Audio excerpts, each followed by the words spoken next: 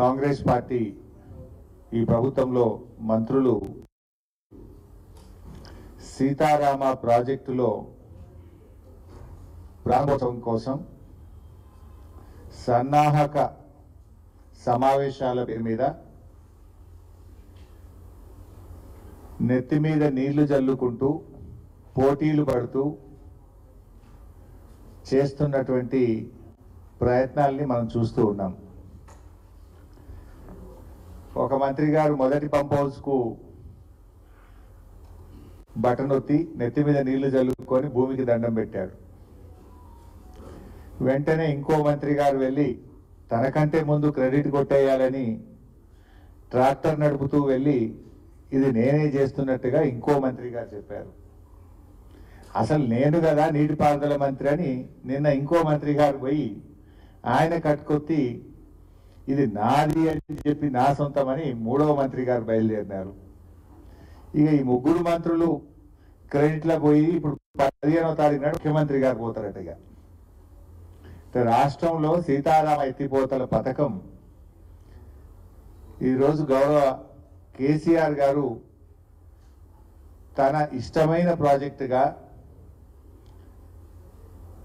ఆయన గారు రూపొందించినటువంటి ఆయన గారు నిర్మించినటువంటి ప్రాజెక్టు పైన క్రెడిట్ కొట్టేయడానికి కాంగ్రెస్ ప్రభుత్వం ఆపసోపాలు పడతా ఉంది. ఈ ప్రభుత్వ వైఖరి గమనిస్తే ఎట్లా ఉందంటే ఔరోం కి షాదీ మే అబ్దుల్లా దివానా అనే సామెత గుర్తొస్తా ఉంది. 10 సంవత్సరాల్లో బీఆర్ఎస్ ప్రభుత్వం చేసిన కృషి, ఈ ఫలితాలను సాధించిన గొప్ప విజయాలను తమ విజయాలుగా చెప్పుకునేందుకు కాంగ్రెస్ పార్టీ పడుతున్న ఆపసోపాలు, ఈ సర్కార్ పడుతున్నటువంటి ఫీట్లను చూస్తూ ఉంటే నవ్వు వస్తూ ఉంది. ఖమ్మం జిల్లా కరువు బాధలు తీర్చాలని సీతారామ ప్రాజెక్టు నిర్మాణానికి సంకల్పం చేసింది కేసీఆర్ గారు. పవిత్రమైన లక్ష్యంతో చేపట్టినటువంటి ఈ ప్రాజెక్టుకు సాక్షాత్తు సీతారామచంద్రుల వారి పేరే ఉండాలని చెప్పి వారి పేరు పెట్టుకుంటే ఈ ప్రాజెక్టు శరవేగంగా పూర్తవుతుందని చెప్పి ముఖ్యమంత్రిగా ఆ రోజు కేసీఆర్ గారు నిర్ణయించారు. అనతి కాలంలో ఎన్నో అడ్డంకులు సృష్టించినప్పటికీ కూడా గత కాంగ్రెస్ నాయకులు కోర్టుల్లో కేసులు వేసి అనేక అడ్డంకులు సృష్టించే ప్రయత్నం చేసినా కూడా ఎప్పటికప్పుడు సమస్యల్ని పరిష్కారం చేస్తూ ఈ ప్రాజెక్టును వేగంగా నిర్మించే ప్రయత్నం చేసింది ఆనాటి బీఆర్ఎస్ ప్రభుత్వం. ఇలా ప్రభుత్వం మారినంత వల్ల ప్రారంభించే అవకాశం కాంగ్రెస్ పార్టీకి ముఖ్యమంత్రి రేవంత్ రెడ్డికి వచ్చింది. ఇక రిబ్బన్ కటింగ్ అవకాశం వచ్చింది కదా అని ప్రాజెక్టు కట్టినట్లు కటింగ్ ఇచ్చే ప్రయత్నం చేస్తే జనం నవ్వుకోరా? రిబ్బన్ కటింగ్ అవకాశం వచ్చిందని ప్రాజెక్టే తాను కట్టినట్లు కటింగ్ ఇచ్చే ప్రయత్నం చేస్తే ప్రజలు నవ్వుకుంటారు.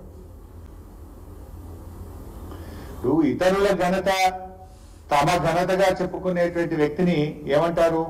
పరాన్న జీవులు అంటారు. ఇంగ్లీష్ లో అయితే పారాసైట్స్ అంటారు.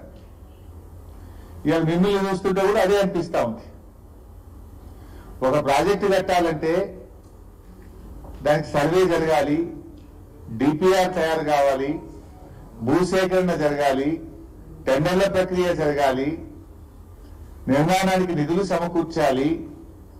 ఇవన్నీ దశలు పూర్తి కావాలంటే మరి ఎందుకు తెస్తారు? ఇవి ఏమవసరం ఉందా?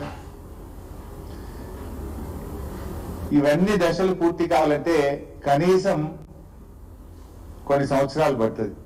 7-8 నెలల లోపలనే మీరు కట్టేసిండ్రు ఈ ప్రాజెక్టు. 7-8 నెలల డిపిఆర్ తయారైంది, మీరు టెండర్లు పిలిచిండ్రు, సర్వేలు చేసిండ్రు, ల్యాండ్ ఎక్విజిషన్ చేసిండ్రు, పంపులు మోటార్లు తెచ్చి బిగించిండ్రు, సబ్ స్టేషన్లు కట్టిండ్రు. 8 నెలలు మొత్తం మీరు తయారు చేసి ఇనాగ్రేషన్ చేస్తుండ్రా? నవ్వుకుంటున్నారు జనం మీ యొక్క దాన్ని చూసి. రోజు ఒక్క మంత్రి పోతున్నారు, 10 పోతున్నారు. వాళ్ళ మధ్య పోటీ నడుస్తుంది. ఇప్పుడు ఫస్ట్ సమస్య ఏంటంటే రోజు పేపర్లు చూస్తుంటే